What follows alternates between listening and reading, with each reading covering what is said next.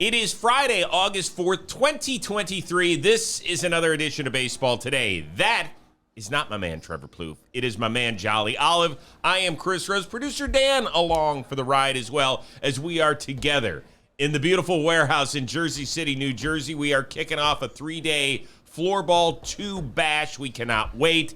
Plouffe is, I think, hanging out with his family. So, Jolly, you have officially taken over the entire podcast network of John Boy Media this week. I mean, you can't get rid of me at this point. I'm on both shows. Trevor Plouffe hanging out with his twins family, Joe Mauer. Yeah, oh, right. He's got the Joe Mauer stuff, right. I would have liked like a courtesy invite of some kind, but it's fine. Trevor kind of big leagued us a little bit. I'm good. I'm feeling great. Floorball's here. I'm excited.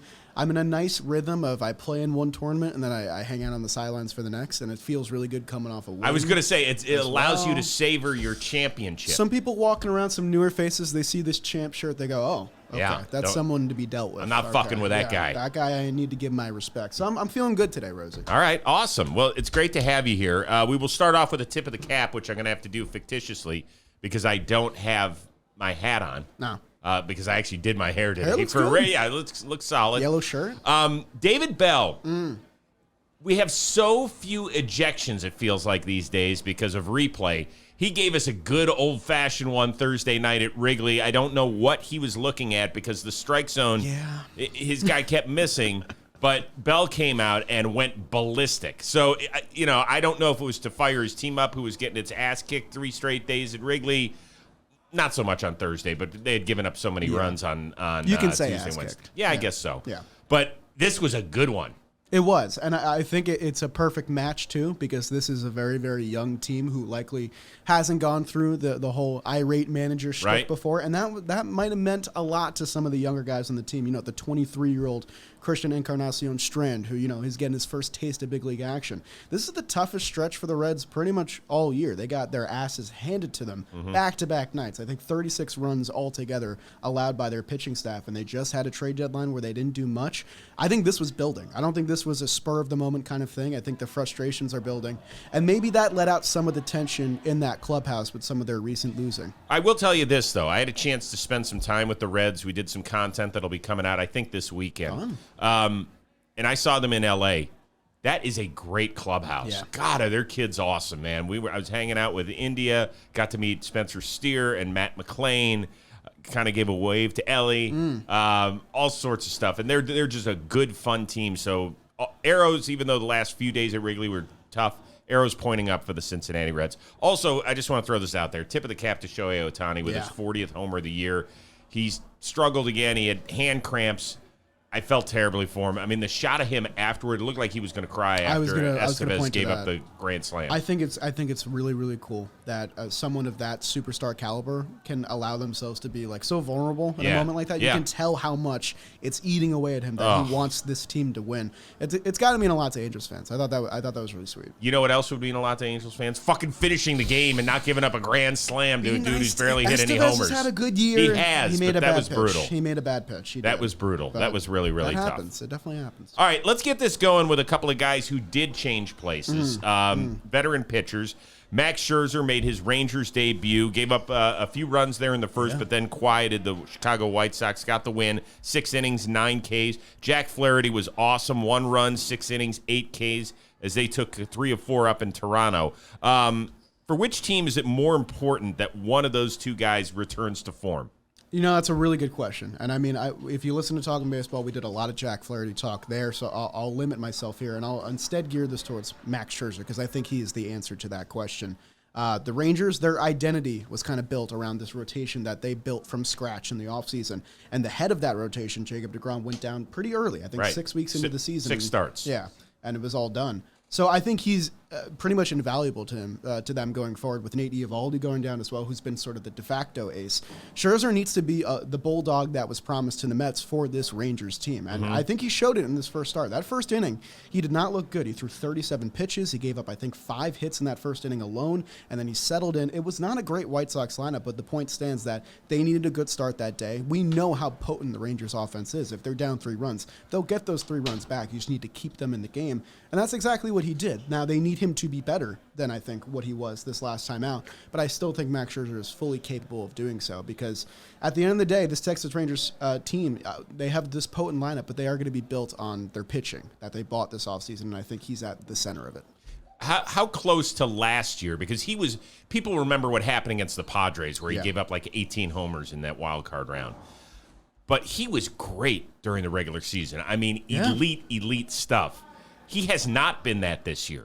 No, and I said this a couple days ago. He had statistically one of the best seasons by a Mets pitcher in the regular season ever. In 2022. Bar none. Yeah, last year. Yep. Only made the 23 starts, missed some time, but was still exceptional when he was healthy. I think he can still get to that. He's had problems with his slider all season. He's given up a ton of home runs, 23 home runs in 107 innings. That is alarming for sure. Lot. But I think this ballpark caters to his specialties a little bit better. It's a little bit bigger, and he's got an offense that can really back him up now. The Mets had a lot of inconsistency this year. I think going out there knowing every time you have a chance for a win with Max Scherzer, if he can give you a quality start, that's got to be easing for both sides. But I think he's a huge piece for them going down the stretch. I think it's Jack Flaherty. Now, I don't know. I've been yelling at the Orioles even since the offseason. Yeah. Like, I wanted them to go and be in the Carlos Rodon sweepstakes. I wanted them to get somebody at the top because I felt like off of an 83-win season that they could maybe get to 90, be in the – forget that. They have blown past that in terms of my expectations. I've said it like virtually every week. It is a World Series caliber lineup. Yep. It is a World Series caliber bullpen.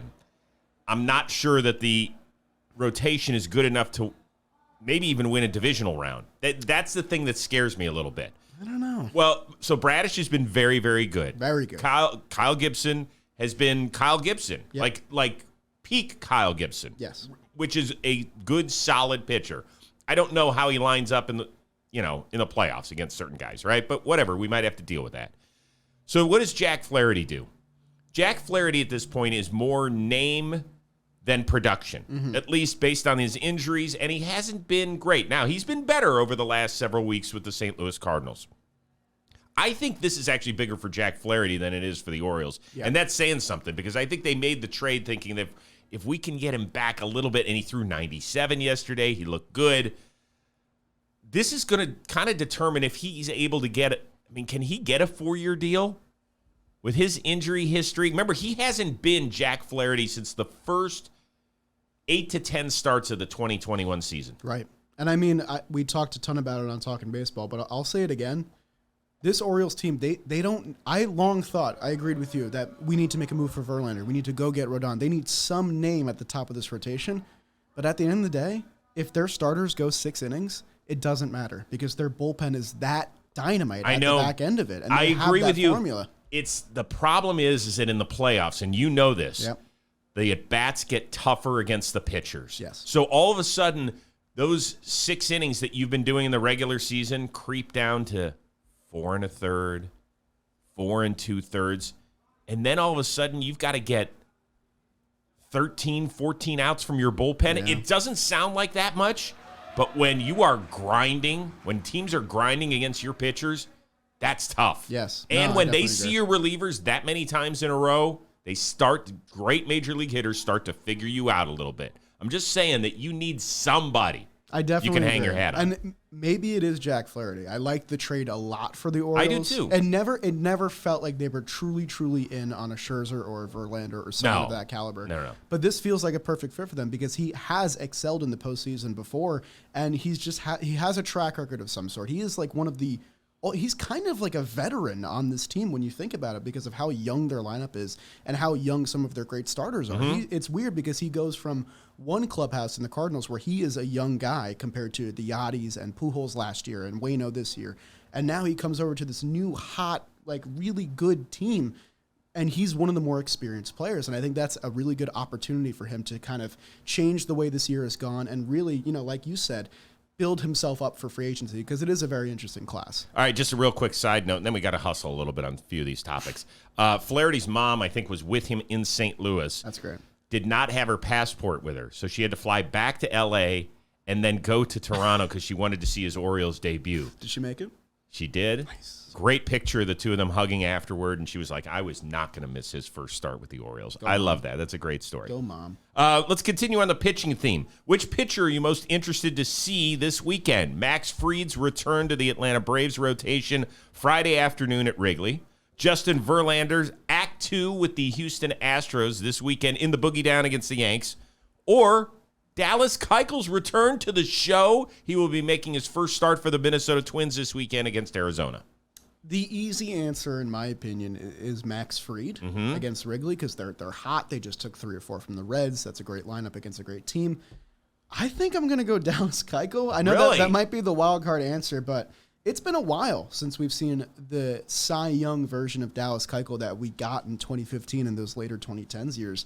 And the fact that he's still kicking around is really impressive to me because he's not that old. He's 34 years old. He's probably still got plenty left in the tank. And you know what? This is a Twins team that really disappointed me at the deadline. While, most of the AL Central subtracted, we'll talk about your Guardians at some point. The Twins didn't do anything with kind of a golden opportunity to just run away with things. But maybe Dallas Keuchel coming up for their already great rotation can be some sort of piece. And in my opinion, this would be the best story of the 3. So I'm going to pick him. He actually pitched really well his last several starts in the minors, had that opt-out. And Joe Ryan has not pitched great. Right. Came up with some groin issue, and now he's ended up on the injured list. So we'll see. He's going to get a crack at it. I'll take your easy answer. Yeah. Max Fried is really important on several fronts. I think he's one of those guys that we forget how great he is. Yeah, definitely. He is a great pitcher. He's only made 5 starts all year because of these 2 separate incidents on the injured list. So I hope he's able, first and foremost, to stay healthy the rest of the year. Also, the Braves were not able to get the rotation help that they were looking for. Yeah, I mean, they went in pretty light on the deadline. I still like some of their moves with Pierce Johnson and Brad Hand. I think they can probably turn those guys over and make them great. But yeah, this is a Braves team that is going to win the NL East, but also could have used a little bit of help in their rotation. A rotation that's been admittedly pretty good, but could be better.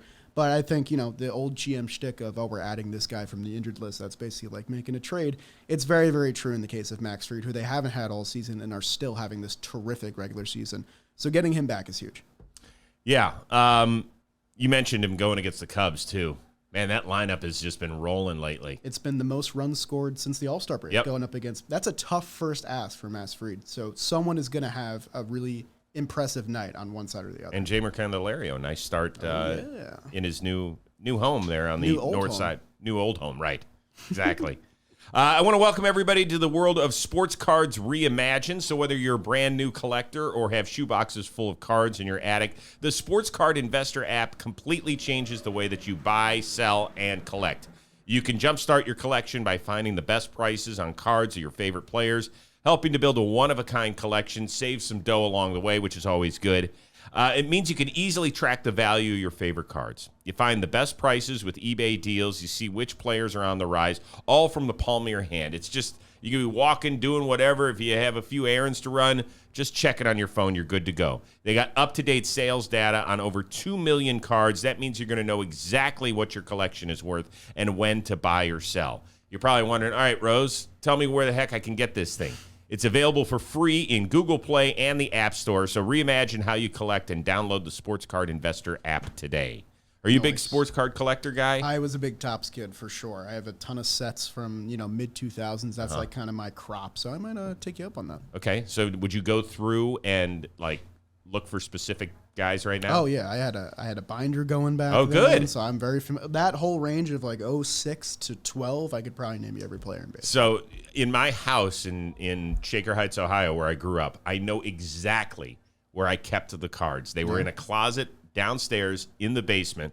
We had a big basement, but it was really scary. It was very dark. So whenever I'd go down there, I thought the boogeyman was going to take me. So I didn't go down there that often, except to play basketball against my brother. But in our there it is, the sports card closet. Yeah. And I remember exactly what the boxes even looked like that had all my cards back then. That's some good stuff. By the way, I got to tell you, did Jake sit in this chair when you were doing? He did. Okay. Did a lot of swiveling. I am I got to change seats, I think. I am on the hard wood stool, which is great. I think that's how Jake likes it. Is that what it is? You know what? I can lead us down the next topic if you want to do a little switch here. Yeah, the thing is that I am I'm all torso. You're all torso. I am. I have these short little stubby legs, and I'm all torso. Yeah, I just don't know what chair I want. But the one I've got right now, I'm going to have to pull splinters out of my ass. Rosie, there have been a lot of teams in contention right now. A lot of teams are 4, 3, 2 games out, but have been ripping off some pretty tough stretches. The Diamondbacks come to mind for this. The Cincinnati Reds just had a tough stretch as well. I want to ask you, since you're always asking me, which team has not been great of late that you want to see get going this weekend? You just mentioned them. And first of all, Dan Rourke, MVP for getting this chair. Hey. Holy smokes, this is going to help my twice surgically repaired back. I feel so much. I have no idea how Jake sat in that chair for 90 minutes. We were in here for 90 minutes. That's ridiculous. Let that run. He must have the flattest ass ever. He's going to play goalie right after this, too. Oh, my God. It is the Arizona Diamondbacks. I was worried about them right before the All-Star break, and I continue to be worried about them. Yeah. And they're up in Minnesota this weekend, so we'll see. Diamondbacks have lost 11 of 14. They are 6.5 out in the West. They are just 2 out in the wild card. Which is surprising. I know that they haven't fallen that far. I know. Well, that's because Miami wasn't on a great run since the break, right?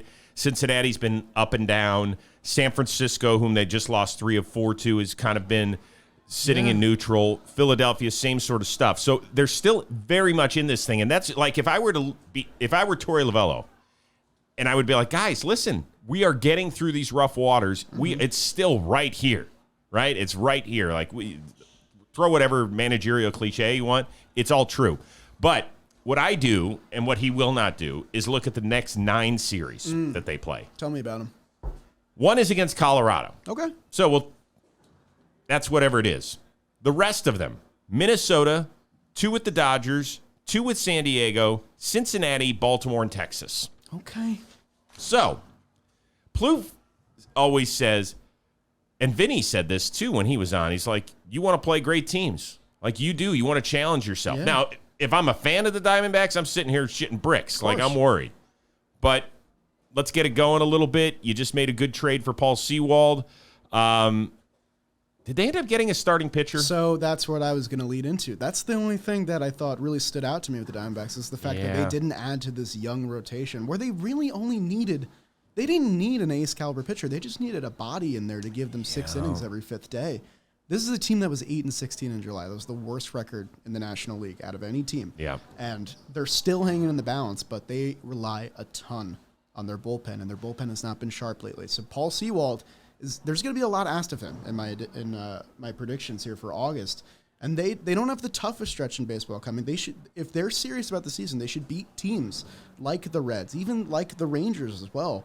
But it's going to be a tough ask, especially with Corbin Carroll slumping the way he has. They're not as good as the Reds right now. They're not. But I'm saying, if in your mind with the Diamondbacks, for where they were leading the NL West for basically 3 months, you should perceive yourself as a team that's able to beat those teams. I was surprised they got rid of Chafin. I just didn't understand that. You move him back to a different role in the bullpen. I like the return they got. They got a reliever with a lot of years of control, and Chafin, it just looked like it wasn't a match that was working, and he just looks like a Brewer. He does look like a Brewer. He looks like Bernie Brewer. He does. Yeah. He actually looks like Pete Vukovich, who won the Cy Young in the early 80s. There's look it up. Baseball cards. There you go. Rosie, my pick. It might be a little bit of an interesting pick because they are in a good spot right now, in my opinion. They're 10 games over 500, and they're one of the top wildcard spots. I want the Toronto Blue Jays to start playing better ball. They're a very talented team, and they just dropped 3 or 4 to the Baltimore Orioles, who have been playing really, really well. In fact, they've played 7 games in Canada against the Orioles. They're 1-6 in those games, and that's part of a larger problem with them in the AL East. They're 8-23 against teams in their own division, and they're running out of chances to prove themselves and really improve that record. And I think if you can kickstart things this weekend, that'll be a big plus for them. They get to play the Red Sox. They get another challenge pretty much immediately. The Red Sox just dropped 2 of 3 to the Mariners. They didn't really add at the deadline either. I want the Blue Jays to take full advantage of their upcoming schedule and really prove that they can beat the other teams in their division, because if they don't, I don't know that they can stick to this wildcard spot that they have, a spot that is really below their aspirations if you had asked me at the beginning of the season. This is a team that should be competing for the top of the AL East, and right now, they don't really figure into the discussion in my mind until they can rip off another consistent winning streak like they did last month. I said it for several months that I thought the Blue Jays were the team that had to do the least at the All-Star or at the trade deadline. They're a very complete roster. Right. You look at them and you're like, okay, where's their weakness, right? You could always add another bullpen arm or this, that, the other thing. Ryu just came back. Yep. It's going to take him a few starts to get going, but he is a really solid pitcher if he's at peak Ryu. They quietly have maybe the front runner for the AL Cy Young and Kevin Gausman, who's had a terrific year. And they have Bassett, Barrios, and Kikuchi all with ERAs 4 or under.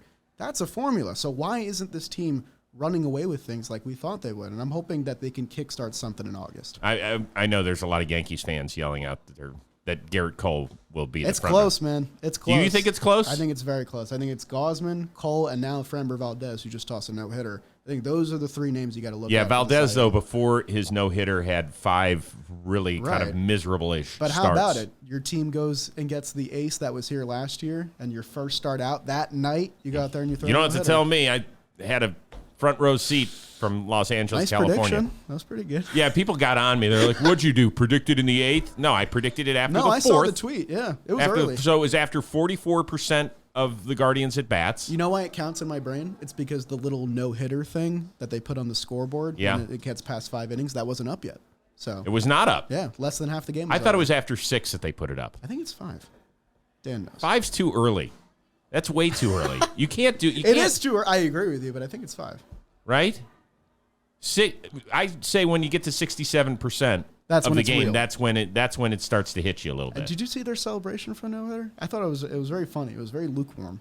It was just business as usual. Yes, it I was. thought that was interesting. Yeah, because I think it was the second biggest thing that happened to them that day. If you had if there had been a camera phone running when they had announced in the clubhouse that Verlander was coming back, probably that would have been more exciting. Bigger cheers, I think. All right, we did not have baseball today yesterday. Okay. First time all year we didn't do it just because of scheduling issues. I was flying. Plouffe's been doing some other stuff. So I did want to get your thoughts on Stevie Cohen, who went out to Kansas City. I imagine he addressed the team. I'm sure he talked to a bunch of the guys out there. And then he met the media. Of course, this past week, he's gotten rid of Robertson, Scherzer, Verlander, Pham, Canna. I think that covers it, right? Yeah. So essentially 25% of the most expensive roster in baseball history. Had a lot of interesting things to say, including this. Listen, I don't put it on Buck. I put it on the players, right? I think, I think we're hitting in some bad luck. I think, some things that happened that were probably just the opposite of last year. But it's kind of unfair to put it on the manager, okay? I mean, I think that's unfair. All right, I really want to ask 2 questions, so I'll start with this one. Okay. Do you like that he came to Buck's defense here and pointed the finger at the players? I did like that because this does fall on the Mets players. And Mark Canna had some great quotes after he was traded. He said, if we didn't want this to happen, we should have played better. And that's the fact of it. Yeah, you can argue bad luck. You can argue some tough stretches in June and that they had the best record in the National League in July. I don't know if a lot of people know that. But at the end of the day, it comes down to the players underperforming. And a lot of the ones that were underperforming got shipped out, namely Scherzer and Verlander. And I mean, it comes down to them. There was a lot of pressure on their shoulders to be the guys for this rotation. But I think the Mets made the right call. Now, the dust is settled, and I've had some time to really sit with it, and we actually didn't do a ton of this on Talking Baseball, so I'm glad we're doing it here. The Mets needed to rebuild their farm system. They had one of the worst farms in baseball, and all the guys they traded were on close to expiring contracts that weren't going to be part of the plan in a couple years. And then if you go fast forward a couple years and you had the farm system that the Mets had in place before the trades, they're in a bad spot. Now you're looking at, do you want to be in a bad spot this year but try and go for it and maybe make a wild card, or do you want to reset fully to actually achieve the World Series aspirations that you've been promising people? And I think the Mets made the correct bet there. And Steve Cohen had a really great quote later in his interviews that he said, hope is not a strategy. And I really agreed with it because Mets fans, by nature, are hopeful because our most notable seasons have been very magical. Like, those are the words that usually gets tossed around. But that's not a formula for consistent, sustainable winning that if you want to be the Dodgers of the East, you can't rely on magic and hope. So the Mets made a cold business decision to get rid of these players. And I like Steve Cohen backing his manager that he fought hard to bring in that won him 101 games last year. Like, that's not fluky. That doesn't happen out of nowhere, especially with a proven guy like Buck. So I also appreciated him coming to face the music, too. He didn't have to come to Kansas City or mingle with the players or anything. That was the other question was, this is the second time in a month, right? He had that press conference up in New York, and now he flies out to Kansas City. Do you like it that your owner came out publicly twice in the last 4 or 5 weeks and sat in front of the cameras, or is it just a little bit too much? You know what? I like it better than him tweeting. I know the tweeting was a lot of fun for a while, but right? it was starting to get a little bit... It's passive-aggressive. It was a little Metsy. I'm not going to lie. I don't like using that word. That's Jake's thing, but it was a little Metsy. The fact that he's coming out in the lowest points of the season to face the music and really talk to the media and explain his thought process, I feel is very important to me as a fan, because this is the guy that we're putting a ton of hope into. I'm no longer putting hope into the roster that's shipped away. I'm putting hope into Steve Cohen, that he knows what he's doing and he knows how to correctly spend his money and bring in the right people to build a championship caliber team. So if he were to be quiet this entirety of the deadline, that would have left me as a fan with a ton of uncertainty. And while the rest of the 2023 season is going to be a wash for the Mets, they just got swept by the Royals, hottest team in baseball. Let's go Bobby Witt. The point stands that they have a plan. They made a decision. They pivoted one way or the other, where a lot of teams just stood pat and kind of just let the water roll off and say, let's see what we got. Do we know if he addressed the team? It was said that he went into the clubhouse, mingled with the players. Mingled. He talked to Nimmo, he talked to Alonso, and he talked to Lindor. Okay. So basically the core of the team. Got it. Okay. Yeah. I've kind of gone back and forth on this, because I am the person who says that every owner in professional sports should have to address the media at least twice every season. Yeah. Once at the beginning of the year, just to get your thoughts on the season, what we did in the offseason, where we are as a franchise, what's getting you excited, what makes you fearful as an owner. Like, right. I think the thing about Cohen, and he is far from a perfect human being. Of course. You can go read whatever you want to. Not going to pretend he's the same. When it comes to ownership in sports, in my opinion, he's exactly what you want. Yes. He's a guy who is passionate about it. It doesn't sound like he's mixing into the baseball world when he is not welcome, meaning like, I want this guy, I want that. Yeah. We've seen plenty of owners, whether it's in this sport or other sports, get their hands dirty when they should just be, here's your money. Yeah. And I agree with this move. I'm not okay with doing this financially. That's fine. That's your money too.